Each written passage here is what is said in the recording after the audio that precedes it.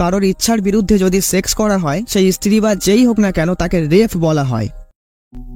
একজন plastic surgeon doctor তার প্রেমিকার মুখ সার্জারি করে তার নিজের স্ত্রীর মুখে বসিয়ে দেয়। কিন্তু কেন? গল্পটি প্রথম দিকে একদম সাদামাটা ভাবেই চলতে থাকে, কিন্তু কিছুক্ষণ পরে গল্পের মোড় এমন দিকে ঘুরে যায় যে সত্যি গায়ে কাঁটা দেওয়ার মতো।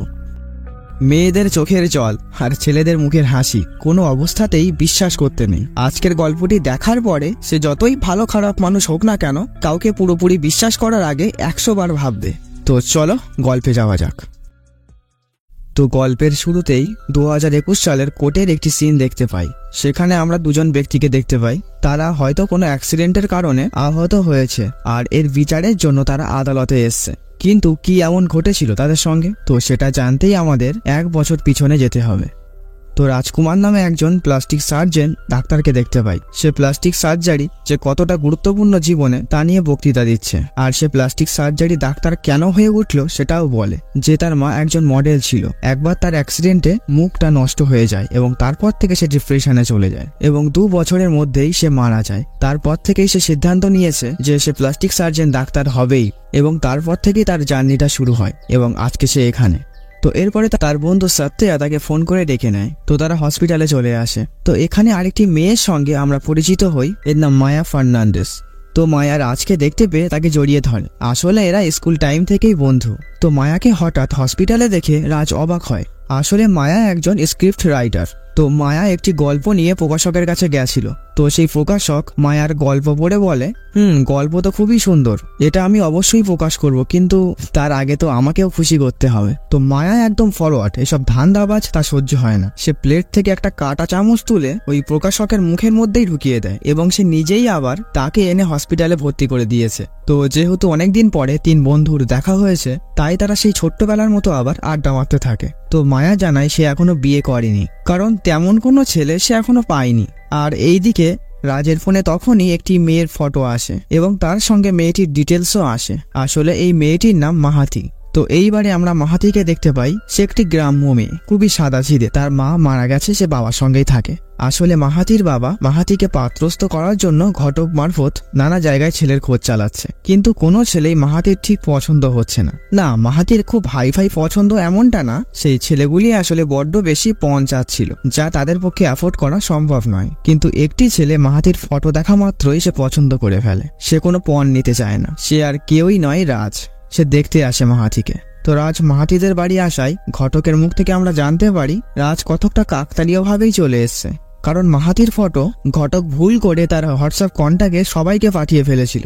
আর রাজও যেহেতু ওই একই ঘটকের কাছে মেয়ে দেখতে বলেছিল, তো তার কাছে মাহাতির ফটো গিয়ে পৌঁছায়। তো সে এক দেখাতেই মাহাতিকে পছন্দ করে ফেলে এবং সে সময় নষ্ট না করেই মাহাতির বাড়ি চলে এসছে। তো ছাদের উপরে মাহাতি আর রাজ গল্প করছে। তো মাহাতি খুবই শান্ত প্রকৃতির মেয়ে। তো রাজ মাহাতির সঙ্গে কি বলবে কথা না খুঁজে পেয়ে সে চায়ের প্রশংসা করে যে চাটা খুবই ভালো হয়েছে। তো মাহাতি এটা শুনে খুশি হয়। তো মাহাতি রাজকে জিজ্ঞাসা করে যে আপনার আমাকে একবার দেখেই কি করে পছন্দ হয়ে গেল যে আপনি বিয়ে অবধি কথা এগোতে চাইছেন। রাজ বলে আজকে আমি এখানে প্রথম আসিনি, আমি এখানে কয়েকদিন আগেই এসছি আর আপনাকে আমি ফলো করছি। না, রাজ কোনো খারাপ উদ্দেশ্যে ফলো করছে না। মাহাতির আচার আচরণ ভাবভঙ্গি বোঝার চেষ্টা করছিল এবং সে বুঝতে পেরেছে মাহাতি তার জন্য পারফেক্ট এবং রাজ মাহাতিকে কতটা সুখে রাখবে, ভালো রাখবে ইত্যাদি ইত্যাদি নানা কথা বলে এবং ছাদে ফুল না পেয়েই ওই চায়ের কাপ দিয়েই মাহাতিকে প্রপোজ করে। আর সে কোনো পণও নিতে চায় না। তো যাই হোক, মাহাতির রাজকে পছন্দ হয়। তো সেই দিন রাতেই মায়ার জন্মদিন ছিল। তো একটি বারে তার বান্ধবী শ্রুতি আর সত্যয়া ছিল। তো মায়া যেহেতু একটু মডার্ন প্রকৃতির মেয়ে, সে একটু খাওয়া দাওয়া বেশিই করছে এখানে। তো মায়া সত্যয়াকে বলে যে রাজ কোথায়, এখনো বেটা আসলো না যে? সত্যয়া বলে ও তো মেয়ে দেখতে গেছে এবং সত্যয়া মায়াকে মাহাতির ফটো দেখায়। তো মাহাতির ফটো দেখে মায়া একটু চেঞ্জ হয়ে যায়। সে যেন ভিতরে ভিতরে জেলাসি ফিল করে, কতটা রেগে যায় এবং সে আরো বেশি করে ড্রিঙ্ক করতে থাকে। তারপরেও সে সবার সামনে যতটা পারা যায় নর্মাল থাকার চেষ্টা করছে, কিন্তু শেষমেশ সে আর পারে না। এখানে আমরা জানতে পারি মায়া সেই স্কুল লাইফ থেকেই রাজকে ভালোবাসে, কারণ তারা খুবই কাছের বন্ধু ছিল। তো মায়া যে রাজকে ভালোবাসে রাজ অতটা বুঝতে পারিনি বা বোঝার চেষ্টাও করিনি। তো এই ব্যাপারটা এরা কেউই জানতো না। তো সেটা আজকে এদের সামনে প্রকাশ হয়ে যায় আর সে এখনো পর্যন্ত মুভ অন করতে পারিনি, ওই জন্য বিয়েও করিনি। আসলে মায়ার বাবা মা কেউই ছিল না, ওই জন্য সে রাজের সঙ্গে খুবই ক্লোজলি মিশতে পারত। তো একসময় রাজ ডাক্তারি পড়ার জন্য ইউএসএ চলে গেলে সেই থেকেই মায়া এখন অপেক্ষা করে আছে, কিন্তু এখন আর কি করার। রাজের মাহাতির সঙ্গে বিয়ে হতে চলেছে। এক ভদ্রমহিলাকে দেখতে পাই, এনাদের সঙ্গে মাহাতিদের ভালোই সম্পর্ক ছিল। এই মহিলা চেয়েছিল তার ছেলের সঙ্গে মাহাতির বিয়ে হোক, কিন্তু মাহাতির বাবা যেহেতু মাহাতির অন্য জায়গায় বিয়ে ঠিক করে ফেলেছে, এই জন্য সে একটু মনক্ষুণ্ণ হয়। তো বেশ কয়েকদিন পরে রাজ তার বিয়ের কার্ড নিয়ে মায়ার কাছে আসে এবং তার বিয়েতে তাকে নেমন্তন্ন করে। তো মায়া এইবারে তার ইমোশন আর ধরে রাখতে পারে না। সে রাজকে সেই ছোটবেলা থেকেই ভালোবাসে, সে সেটা স্বীকার করে নেয়। রাজ বলে, হ্যাঁ তোমার ফিলিংস আমি বুঝছি, কিন্তু এটা হতেই পারে, আমরা তো খুবই ভালো বন্ধু ছিলাম, একসঙ্গে সবসময় ঘুরিয়েছি বেরিয়েছি, স্বাভাবিক ভালোবেসে ফেলতেই পারো, একসময় তুমি ভুলেও যাবে। মায়া বলে, এটা তোমার কাছে নর্মাল হতে পারে রাজ, কিন্তু আমার কাছে নয়। আমি 9 বছর ধরে মুভ অন করতে পারিনি। আমি আজ পর্যন্ত 14টা লাভ স্টোরি লিখেছি। সেই গল্পগুলোতে নায়ক নায়িকার চরিত্রে আমি আমাদেরকেই কল্পনা করে লিখেছি। তো রাজ এটা ওটা কথা দিয়ে বোঝানোর চেষ্টা করে মায়াকে। মায়া এক সময় থম মেরে বসে পড়ে। সেও বুঝতে পারছে যে তার এই পরিস্থিতিতে কিছুই করার নেই। তো মায়া তার ফিলিংস ইমোশনগুলোকে গলা চেপেই বলে যে তার বিয়েতে সে অবশ্যই আসবে। তো এরপরে সিন বর্তমানে আসে। দেখতে পাই রাজের হয়ে এক দুধে উকিল লড়ছে। এটা তার 50তম কেস। সে আজ পর্যন্ত কোনো কেসে হারিনি। তো তার স্ত্রী এসে জানায় তাদের আজকে অ্যানিভার্সারি। সে অনেক ভালো ভালো জিনিস রান্না করে এসছে। কেস জেতার পরে তারা অ্যানিভার্সারি সেলিব্রেট করবে। তো এইদিকে মাহাতির হয়ে কোনো উকিল পাওয়া যাচ্ছে না। আসলে রাজ আর মাহাতির মধ্যে এমন কি হয়েছিল যারা দুজনকেই পছন্দ করলো, তারপরেও তারা আজকে এই কোঠের দোরগোড়ায়। তো যাই হোক, সিন আবার একটু ফ্ল্যাশব্যাকে যায়। তো রাজ আর মাহাতির বিয়েও হয়ে যায়। মায়াও সেখানে এসেছিল। তো সে একটি সানগ্লাস পরেই খেতে বসে, কারণ নিজেকে যতই লুকানোর চেষ্টা করি না কেন, চোখকে আমরা লুকাতে পারি না। সে নর্মালি থাকার চেষ্টা করলেও তার খাবার যেন ঠিক গলাদ্যকরণ হচ্ছে না। তো যাই হোক, পাশের ওই মহিলাটি মায়ার এই অন্যমনস্কতা দেখে সে নিজেই মায়াকে খাইয়ে দেয়। তো এরপরে মাহাতি আর রাজের সাংসারিক জীবন খুব ভালোভাবেই কাটছিল, পুরোই রোম্যান্টিকে ভরপুর। যাই হোক, আর বেশি দূর যাব না। তো যাই হোক, মায়া কোনো মতে নিজেকে একটু সামলেছে। তো সে একদিন স্কুটি করে কোথাও একটা যাচ্ছিল। তার স্কুটির ব্রেকটা সেদিন সমস্যা করছিল এবং সে একটি ট্রাকের সঙ্গে অ্যাক্সিডেন্ট করে বসে।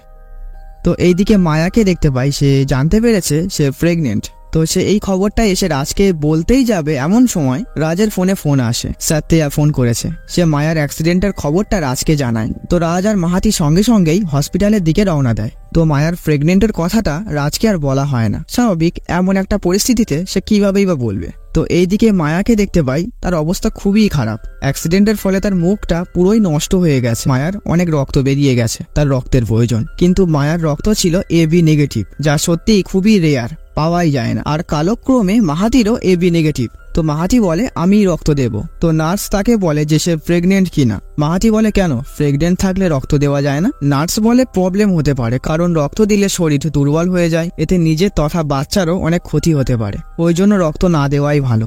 তো মাহাতি কিছুক্ষণ ভাবে যে সে যদি এখন রক্ত না দেয় মায়া সত্যিই মারা যাবে। ওই জন্য সে নার্সকে বলে সে প্রেগনেন্ট নয়, আপনি রক্ত নিন।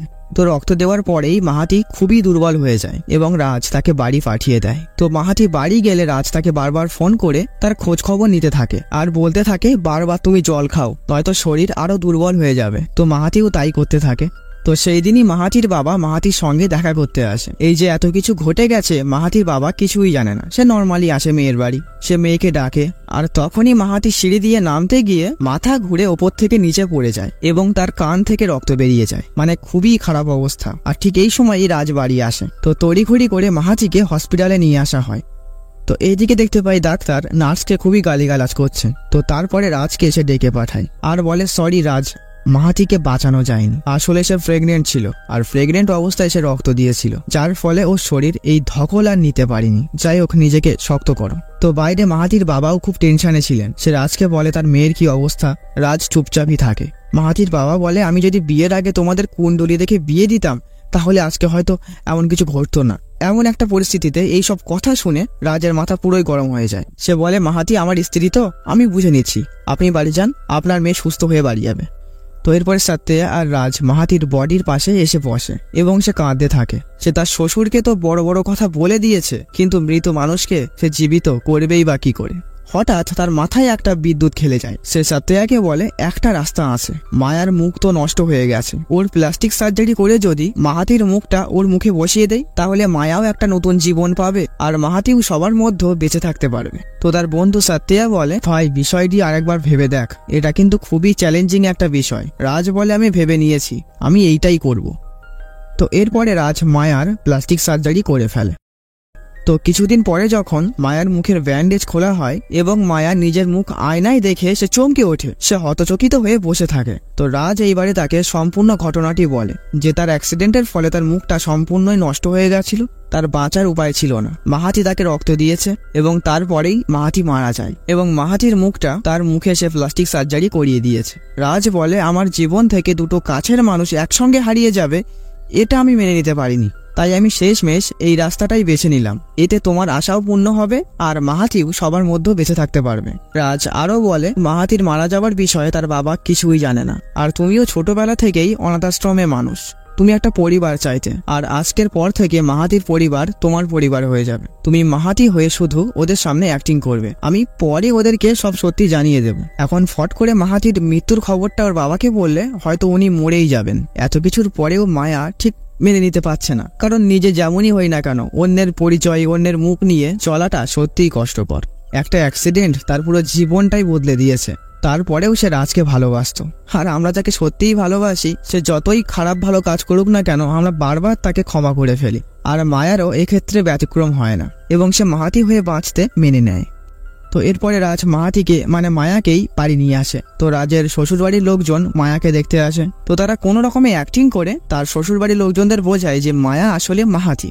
তো যাই হোক, তারা একসঙ্গে থাকতে থাকতে তাদের মধ্যে খুবই ভালো বন্ডিং তৈরি হয়ে যায়। আসলে তারা তো ছোট্টবেলা থেকে একসঙ্গে মিশছে, সুতরাং একে অপরকে খুব ভালোভাবেই জানে, তাই তাদের মধ্যে খুবই ভালো বন্ডিং হওয়াটা খুবই স্বাভাবিক। তো যাই হোক, তারা খুব ভালো মতোই দিন কাটাচ্ছিল। কিন্তু এখানে একটা ব্যাপার যে রাজের সঙ্গে তো মাহাতির বিয়ে হয়েছিল, মায়ার তো বিয়ে হয়নি, তাই বিয়ে না করে একসঙ্গে থাকাটা তাদের কেমন একটা লাগছিল, তাই তারা খ্রিস্টান মতে বিয়েও করে নেয়। তো এরপরে কার্যসূত্রে রাজকে 3 দিনের জন্য বাইরে যেতে হবে। তো এটাতে মায়া মন খারাপ করছিল। তো রাজ তাকে বলে, মাত্র তো 3 দিন, চলে আসবো। তো রাজ চলে যায়। এরপরে মায়া তার বান্ধবী শ্রুতির সঙ্গে দেখা করে এবং তাকে সব সত্যি জানায়। আমি তো বিশ্বাসই করতে পারছি না, এটা তুই? তো যাই হোক, খুশি হলাম, নিয়তির খেলাতেই তুই তোর ভালোবাসার মানুষকেই পেয়ে গেলি। কিন্তু একটা ব্যাপার, এতে তুই সম্পূর্ণই পাল্টে গেছিস। তো তোর পরিচয় পাল্টে গেছে, তোর নাম পাল্টে গেছে, তোর মুখ পাল্টে গেছে, তোর জীবনটাই পুরো বদলে গেছে। মানে কতকটা রাজ তো মাহাতিকেই ভালোবাসছে, তোকে কিন্তু নয়। তোকে কবে ভালোবাসবে ও? কিন্তু মায়া যে রাজের প্রেমে পুরোই পাগল। সে বলে, হ্যাঁ তুই লজিক্যালি ঠিকই বলছিস, কিন্তু যাই হোক, আমার লাইফটা না তোদের মতো নয়। আমার সারা জীবনটা একা একাই কেটেছে। 9 বছর ধরে রাজকে ভালোবাসলাম, কিন্তু তাকে তো আমি হারিয়েই ফেলেছিলাম। এই অ্যাক্সিডেন্টটা আমাকে নতুন জীবন দিয়েছে। আর রাজ যদি মাহাতিকেই ভালোবাসে তো বাসুক না, আমি মাহাতি হয়েই উঠবো। আমি এত বছর ধরে ভালোবাসলাম, আর একটু না হয় ভালোবেসে নিজেকে পরিবর্তন করি। তো এইসব শুনে শ্রুতিও অবাক হয়ে যায়। সে বলে, ভাই তোর ভালোবাসার তুলনা হয় না, ভালো থাক। তো এরপরে মায়া বাড়িতে এসে মাহাতির ফটো দেখে তার মতো করে শাড়ি গহনা পরে সাজে এবং রাজকে ফটো তুলে পাঠায়। তো ফটো দেখে রাজ বলে, তুমি যেমন আছো তেমনই থাকো না, আমি এখন তোমাকেও খুবই ভালোবাসি, তুমি তোমার মতোই সাধারণ থাকো, সমস্যা নেই। তো এটা শুনে মায়া খুবই খুশি হয় এবং সে আবারও আলমারিতে জামা কাপড় গুছিয়ে রাখছিল। আর তখনই আলমারির মধ্য থেকে মাহাতির ফোনটা পায়। সে ফোনটি খুলে দেখতে শুরু করে, কারণ মেয়েদের এইসব ব্যাপারে ইন্টারেস্ট একটু বেশিই থাকে।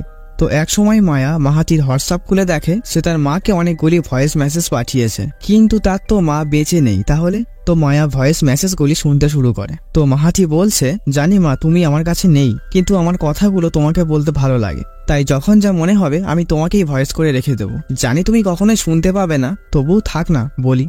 তো এর পরের আরো ভয়েস মেসেজগুলি মায়া একে একে শুনতে থাকে। মোটামুটি সারমর্ম এই যে রাজের সঙ্গে তার দেখা হওয়া, বিয়ে হওয়া, সংসার কাটানো ইত্যাদি কথা মাহাতি বলেছে, যে রাজের মতো ছেলে পেয়ে সে খুবই খুশি, তার সঙ্গে সে পুরো বন্ধুর মতো একদম ফ্রিলি মিশতে পারে। তো এ পর্যন্ত ঠিক ছিল, কিন্তু এর পরের ভয়েস মেসেজগুলো শুনে মায়া চমকে যায়। মাহাতি কাঁদতে কাঁদতে বলছে, আমি মরে গেলেই ভালো হতো, রাজ যে এমন হবে আমি ভাবতে পারিনি। এবং রাজের আসল রূপ আমরা দেখতে পাই। ওপর থেকে রাজ সাধারণ হলেও ভিতরে ভিতরে সে একটা সাইকো। তার দৈহিক চাহিদা অত্যাধিক মাত্রায় ছিল। মাহাতির ইচ্ছে হোক আর না হোক, রাজ জোর করে তার দৈহিক চাহিদা মেটাতো। হ্যাঁ, এখানে মনে হতেই পারে যে স্বামী স্ত্রীর ওপরে অধিকার ফলাবে, এটা তো স্বাভাবিক, কিন্তু এক্ষেত্রে ব্যাপারটা একটু ভিন্ন। রাজ কখনো স্থান কাল বিচার করতো না। যত রকম ভাবে আর কি চাহিদা মেটানো যায় সে সব রকম ভাবে মাহাতির সঙ্গে অত্যাচার করতেই থাকে। এমনকি তার পিরিয়ডের সময়ও মাহাতিকে রেহাই দেয় না, এমনকি ঠাকুর ঘরেও তাকে ছাড়ে না। তো দিনের পর দিন এমন চলায় মাহাতি খুব রেগে যায় এবং সে একদিন রাজকে থাপ্পড় মেরে বসে। তো মাহাতি রাজকে চড় মারায় রাজ খুব রেগে যায়। তার এটা খুব অপমানজনক মনে হয় এবং সে মাহাতির ওপরে আরো অত্যাচার করতে শুরু করে। এমনকি সে মায়ার গলার থেকে মঙ্গলসূত্রও ছিঁড়ে ফেলে। তো তো এ পর্যন্ত শুনে মায়া ঠিক করে ফেলে সে এইবারে কি করবে। সে রাজের বন্ধু সত্যয়াকে ফোন করে তার কাছে ডাকে এবং তারা ড্রিঙ্ক করতে থাকে। তো মায়া কথায় কথায় সত্যয়ার পেটের কথা বার করে ফেলে যে সত্যয়াও মনে মনে মাহাতিকে চাইতো। তো এরপরে মায়া সত্যয়ার সঙ্গে খুব রোম্যান্টিক ভাব করতে থাকে এবং তাকে ঘরে নিয়ে আসে এবং ওই হ্যান্ডকাপ দিয়ে তার হাত পা বাঁধে। এইগুলো দিয়ে আর কি রাজ মাহাতির হাত পা বেঁধে তার চাহিদা মেটাতে অত্যাচার করতো মাহাতির ওপরে। তো যাই হোক, মায়া এইবারে সত্যয়ার ওপরে ওঠে এবং তাকে পুরোপুরি উত্তেজিত করে দেয়। তো এরপরে আচমকা মায়া একটা হাতুড়ি দিয়ে সত্যয়ার ছোট ভাইকে দুমদাম মারে। তো সত্যয়া যন্ত্রণায় বলতে থাকে, এরকম করছো কেন তুমি? মায়া বলে, করছি কেন?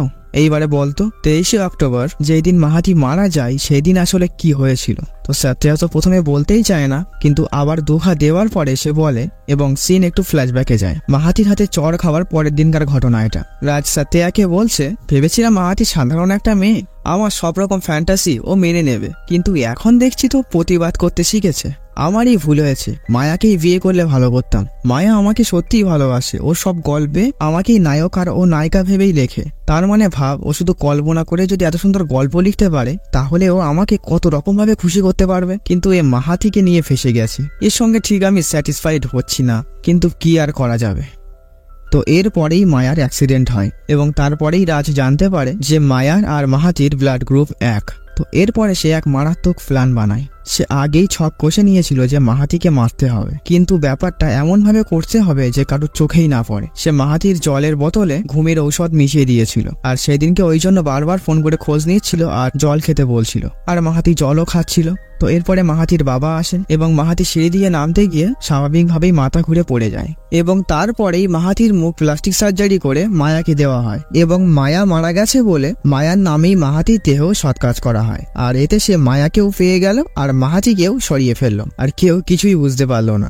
কিন্তু সময় যে বড্ড কঠিন, সে তুমি যতই চতুরতার সঙ্গে মানুষকে বোকা বানিয়ে রাখো না কেন, মিথ্যে কখনো লুকিয়ে থাকে না। তো যাই হোক, সত্যয়ার সঙ্গে মায়ার এই কনভারসেশন মায়া একটা ফোনে ভিডিও রেকর্ড করে রাখে আর মায়া সত্যয়াকে বলে যদি তাদের এই কনভারসেশন কেউ জানতে পারে সে এই ভিডিও ভাইরাল করে দেবে।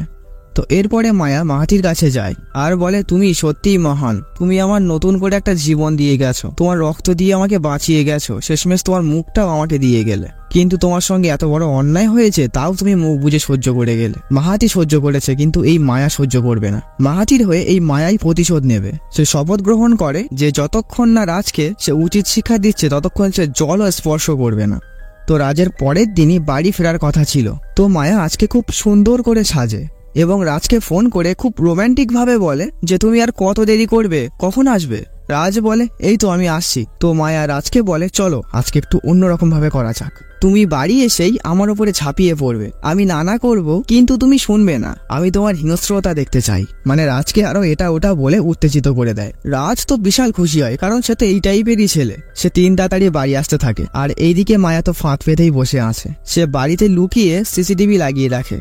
তো এর কিছুক্ষণ পরে রাজ বাড়িতে ফেরে এবং সে কথা মতোই মায়ার সঙ্গে জোর জবরদস্তি করতে থাকে। মায়াও নানা করতে থাকে কিন্তু রাজ তো শোনে না। তো এইরকম বেশ কিছুক্ষণ চলার পরে রাজ বলে, এবারে কিন্তু একটু বেশি ওভার অ্যাক্টিং হয়ে যাচ্ছে, আর কি এ মাহাতির মতো শাড়ি পরেছো, যাও চেঞ্জ করে এসো।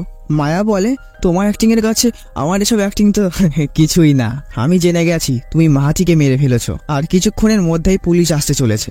রাজ বলে, আমি জানতাম তুই কিছু না কিছু বুঝতে পারবি, অনেক কন্ট্রোল করেছি বলে সে একটা ফুলদানি নিয়ে মায়ার মাথায় মারে এবং মায়াকেও গলা টিপে মারতে যায়। রাজ বলে, আরে তুই তো মরবেই, তো শেষবারের মতো আমাকে মজা দিয়ে যা, বলে তাকে টেবিলে ফেলেই হ্যাঁ সেটাই করতে যায়। আর তখনই মায়া সেখান থেকে হাতুড়ি বার করে রাজের মাথায় এক বাড়ি দেয় আর বলে, মাহাতি প্রেগনেন্ট ছিল তা জানা সত্ত্বেও তুমি দুটো জীবন কি করে মেরে ফেলতে পারলে, এবং সে রেগে হাতুড়ির বাড়ি আরো মারতে থাকে। রাজ বলে, আমি তোর জন্যই সব করেছি, আমি তোকে ভালোবাসি, আর তুই কিনা এখন আমাকে ভুল বুঝছিস। আমার এক্সপেরিমেন্টের জন্যই তুই আজকে একটা নতুন জীবন পেয়েছিস, এটা যদি আমি বাইরে প্রকাশ করতাম না কত বড় নাম যশ অর্জন করতাম জানিস। তো রাজ কথায় কথায় ভাঙা ফুলদানির টুকরো দিয়ে মায়াকে মারতে যায়। তো মায়া হাতুড়ির বাড়ি এবারে একটা মরণ ঘা দেয়, রাজ অজ্ঞান হয়ে যায়।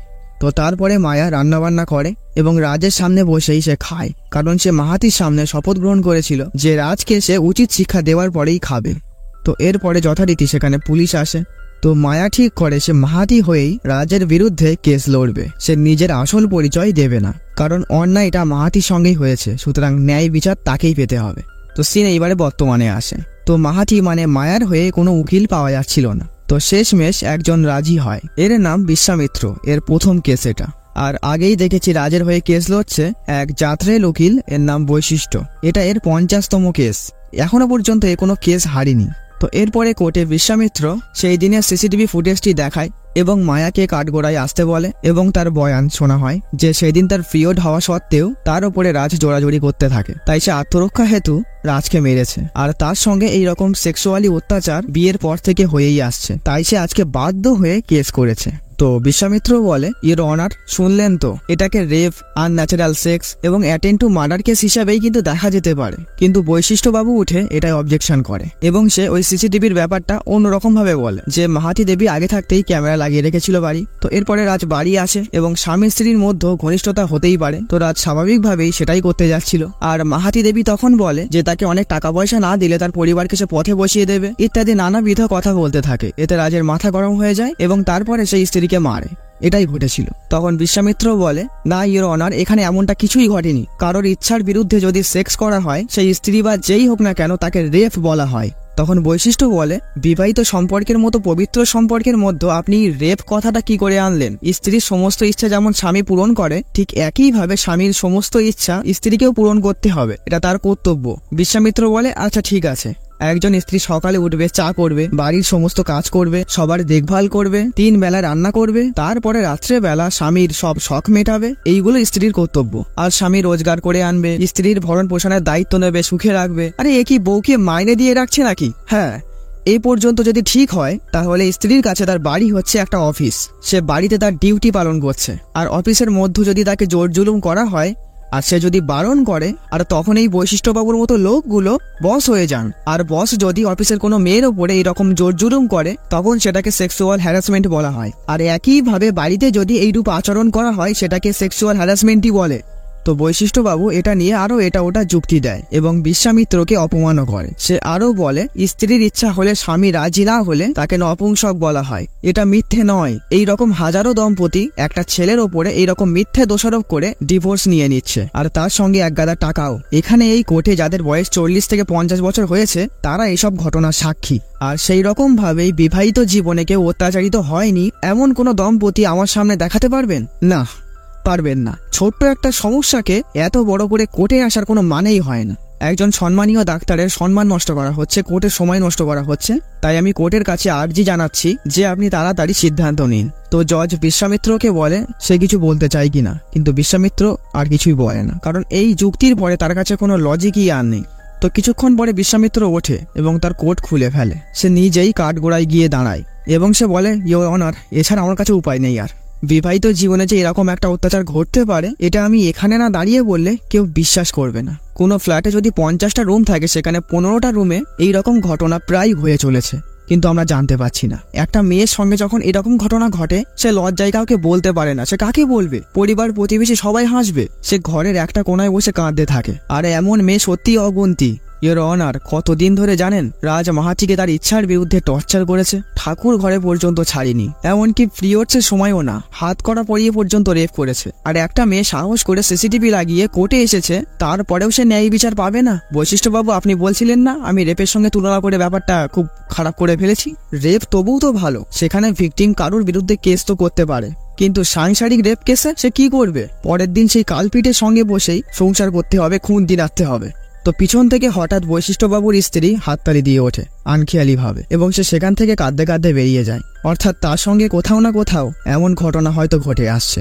তো কোর্ট নেক্সট হিয়ারিং এর ডেট দিয়ে দেয়। তো বৈশিষ্ট্যবাবুও নিজের ভুল বুঝতে পারেন এবং বাইরে এসে তার স্ত্রীর কাছে ক্ষমা চায় এবং মায়া মাহাতির বাবার কাছে ফিরে যায় এবং মাহাতির বাবাকে সে সব সত্যি বলে এবং মাহাতির বাবার কাছেই মায়া মাহাতি হয়ে মেয়ের মতো থাকতে শুরু করে।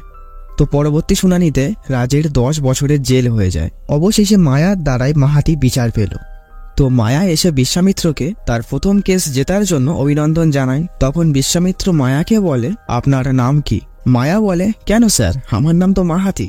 তো বিশ্বামিত্র বলে, মাহাতি আমাকে বিশ্ববাবু বলে ডাকতো, স্যার বলতো না। তখন মায়া ফেঁসে যায় এবং তার সত্যিটা জানায়।